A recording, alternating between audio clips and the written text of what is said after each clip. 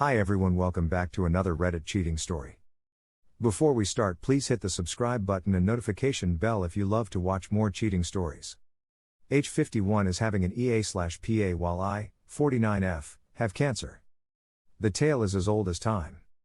Less than a week ago I've, 49F, have become suspicious of my husband, 51 meters, of cheating.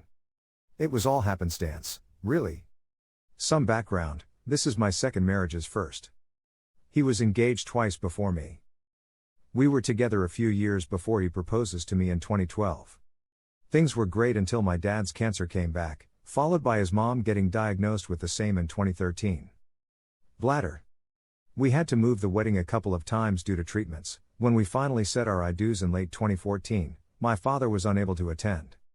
It was a destination wedding, I was devastated. Less than a month later, he passed. It was rough those few years after that. It took me a while, but I finally got counseling. His mother survived her surgery and treatment. They said it was gone only for it to come back. I think she always had it. Our sex life was non-existent. I tried and tried to no avail. He always blamed it on something. Fast forward to summer 2019 and I get my own devastating news. I was having headaches. I went for an MRI. Brain tumor. I'm scheduled to have surgery. I survived, obviously, to find out it was brain cancer. Chemo, radiation, and a biopsy in summer 2021. I'm still considered stable, but it can come back at any time. My husband was a saint through it all. Oddly enough, I didn't get into a deep depression until I had to have my biopsy. I didn't want to do anything. I slept a lot after work. While this was going on, his mom was getting worse. He was flying down or driving. There were also issues with his family that belong on another thread, but nonetheless added to the stress. Sep 2021, he has a breakdown after seeing a therapist, tells me he can't watch me wait to die. He's crying when he talks to me. He said he needed to set boundaries with me and his family. That it wasn't my fault because he never said anything to me. I've yet to know what those are. Said that if he needs to just support me as a friend. I can't remember what he said after that because it wasn't registering after that. Well, that was my wake-up call. I got my shit together and started doing more around the house and being more active. I've even lost a few pounds from treatment. I thought we were moving in the right direction. At the end of September his mother passed. It was an odd time. No funeral or anything. His stepdad said we'd do a celebration of life ceremony. Hasn't happened. He is yet to go back to therapy, some bullshit about insurance. We did couples counseling once, which I've recently asked if we could go back. He says maybe. What the F, maybe? Which leads me to this past week. If you are still here, I commend your patience. My brain is all over the place and it's worse when I'm stressed. I am the account holder for our cell phone bill. I have no idea what made me look, but I did.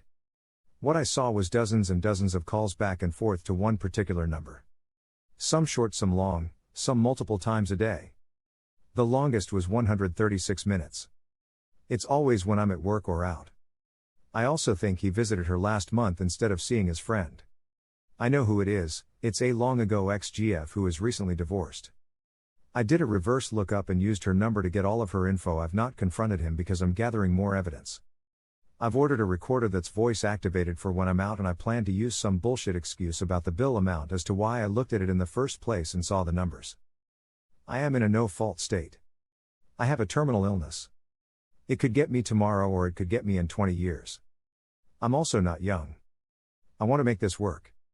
I'm not making excuses for him because we've both been dealt shit hands most of the time we've been married. Honestly, if I hadn't looked at the bill I'd be none the wiser. But I did, and here we are. I need advice on how to proceed.